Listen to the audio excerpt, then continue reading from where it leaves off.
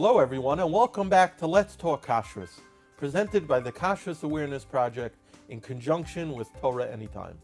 Today, I am privileged to once again be joined by Rabbi Avram Juravel, Director of Ingredients at the Orthodox Union, and also, from what I understand, Rabbi Juravel, again, we discussed last time that you're in charge of approvals at the OU for new companies, but I learned that you have another distinction, and that is that you are the formal chief rabbi of Idaho Falls, Idaho. That's a city in the state of Idaho. Second largest city in Idaho. Second largest city of Idaho, and you are the chief rabbi. Chief rabbi. Now, how did you get that title? I've been going to Idaho for many, many years, and I met some Jewish people while I was there. And every time I went, I made it my business to call them and have some type of get-together with them to let them know New York didn't forget you. We still believe that you're Jewish. Uh-huh. And so one time I decided, this is fun. I'm going to ask the mayor if she can appoint me as chief rabbi. So I went into City Hall.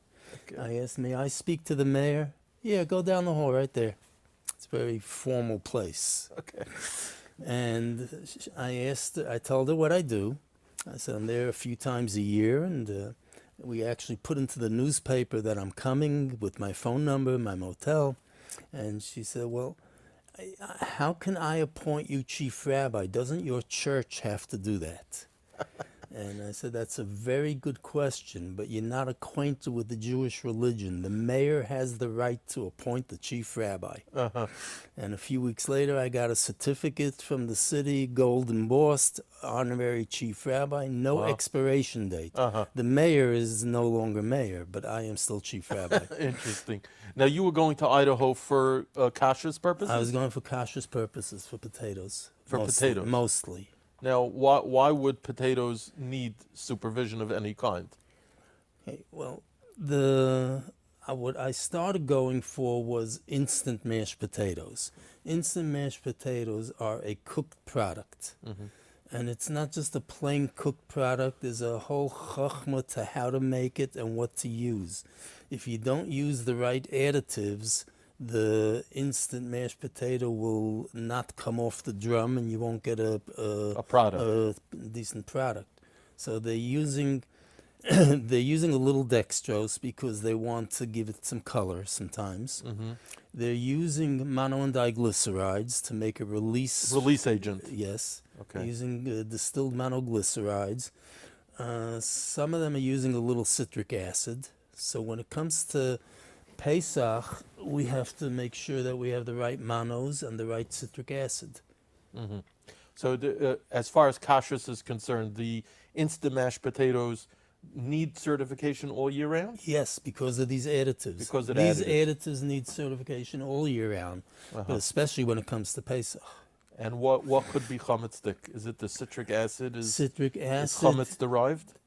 There were times when citric acid was chametz derived. Today, I don't know of any made from wheat.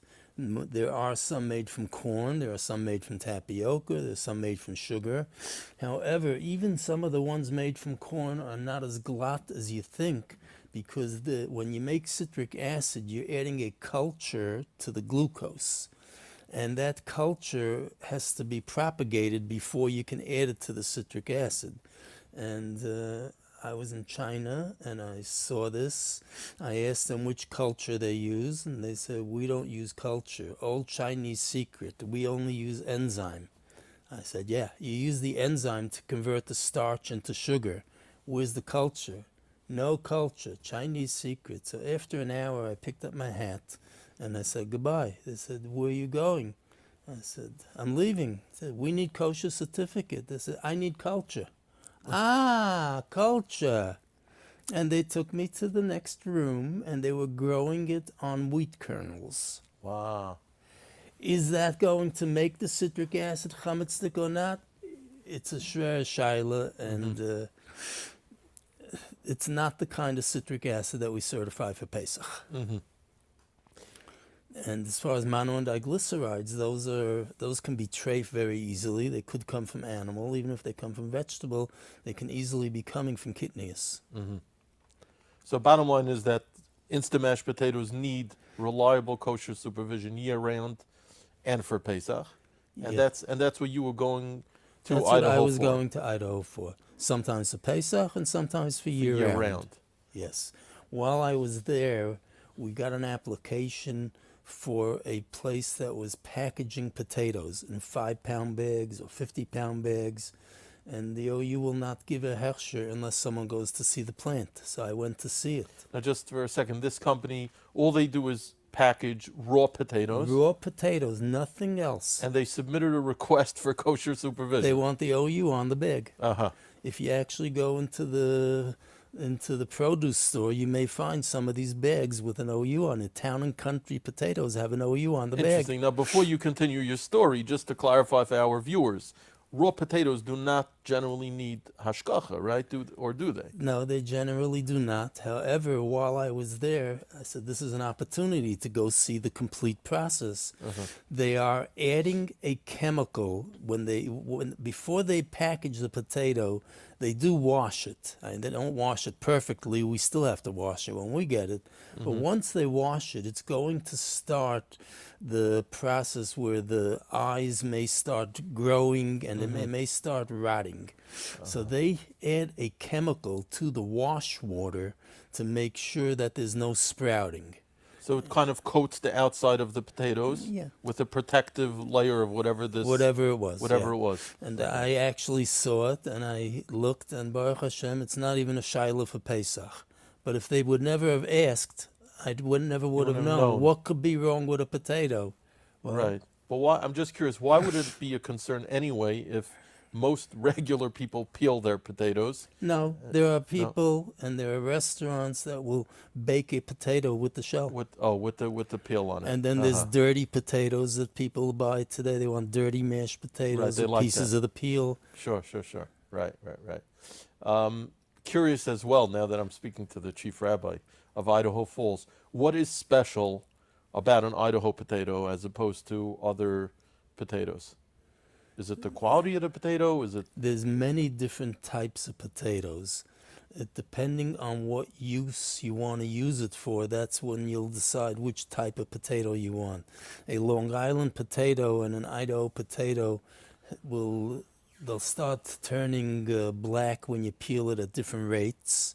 They'll oxidize at different rates. They have different amounts of starch in them. And all these have, sometimes you want a starchy potato, sometimes you don't. And if they're making potato chips, the less starch, the better. And for a good potato kugel, what's the best potato? My wife's opinion is Idaho. Idaho, okay. And within the Idaho potatoes, are they all equal? No. What? There's Idaho potatoes, but within that there's russet, Burbank. There's a few different types, but they're very similar. And without getting into too much of the nitty gritty, what are the practical differences? Is it the starch level? Probably. Starch Okay. level, and there's also a lot of times when they're processing, they have to check the sugar level also. Too much sugar in there will cause it to turn brown when they're drying it. And they're able to manipulate that when they grow the potatoes to have the exact level that they desire. They check each load that comes in. The farmer has to meet those test it. specs.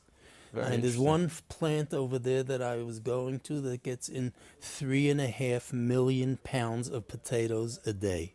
Wow. So that's quite a level of production. Yeah. And it's being distributed all over the world, right? Because Yes. when you buy an Idaho potato, it originated in the state of Idaho in the United States.